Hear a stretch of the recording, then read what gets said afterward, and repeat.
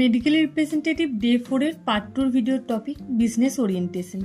Part 1 এ আমরা দেখেছি ফাউন্ডেশন কোর্স সম্পর্কে, এরপর আমরা দেখব বিজনেস ওরিয়েন্টেশন, যার first step job concept, roles and responsibility.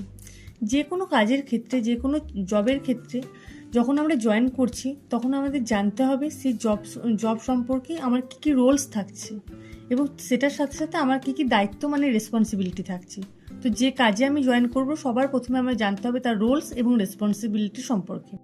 এবং এক্ষেত্রে যখন তুমি ইন্টারভিউ দিতে যাবে তখন তোমার কাছে কোয়েশ্চেন আসতেই পারে, যখন তুমি অ্যাজ এ এমআর জয়েন করছো তোমার কাজ কি আছে, তোমার রেসপন্সিবিলিটি সম্পর্কে তুমি কি জানো, এবং সেই সম্পর্কে যদি তুমি না বলতে পারো তুমি সেক্ষেত্রে রিজেক্ট হবে এবং বাকি তারপর তোমার কাজটা হচ্ছেই না। তো এই বিষয়ে আমাদের এই সম্পর্কে আরও অনেক ভিডিও আমাদের কাছে আসতে চলেছে।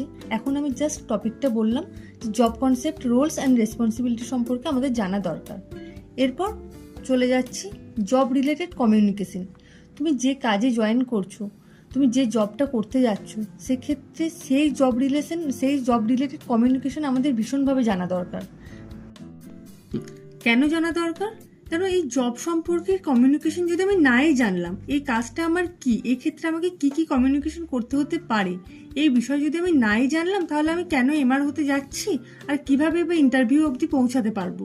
এবং সেখানে যাওয়ার পর শুধুমাত্র সে ইন্টারভিউয়ের জন্য না, এবং পরবর্তীকালে আমি যখন ফিল্ডে কাজ করব সেক্ষেত্রে নিজের ডেভেলপমেন্টের জন্য আমাকে জব রিলেটেড কমিউনিকেশন জানা দরকার।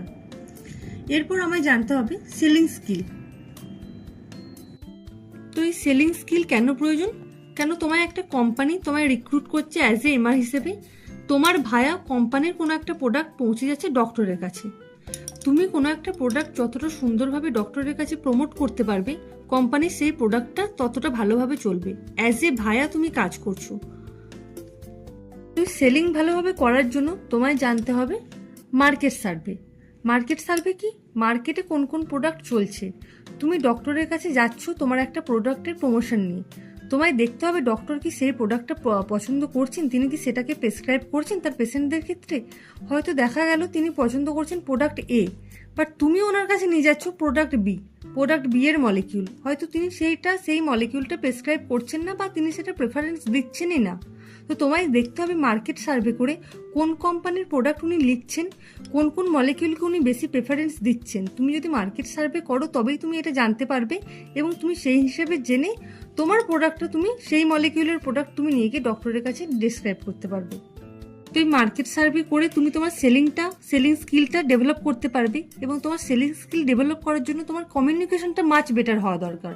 এবং এই তিনটেই হচ্ছে তোমার রোলস এবং রেসপন্সিবিলিটির মধ্যে গিয়ে পড়ছে। তো এই 4টা পয়েন্ট ছিল আজকে বিজনেস ওরিয়েন্টেশন সম্পর্কে। এই 4টা বিষয় যদি তুমি বুঝতে পারো তাহলে তোমার ক্ষেত্রে অনেকটা ইজি হবে, এবং এটা বোঝার জন্য তুমি পার্ট 1 এর ভিডিওটা তোমার দেখা দরকার, এবং তারও আগে ডে 1, ডে 2 এবং ডে 3 ভিডিও দেখে পার্ট 1, ডে 4 এর পার্ট 1 ভিডিও দেখার পর পার্ট 2 ভিডিও দেখলে তোমার বেশি সুবিধা হবে। এরপরও যদি তোমার কিছু জানার থাকে, তোমাদের কিছু বলার থাকে, তো সেক্ষেত্রে কমেন্ট বক্সে তোমরা তোমাদের মতামত রাখতেই পারো। তো এরপর দেখা হচ্ছে পরের ভিডিওয়ে।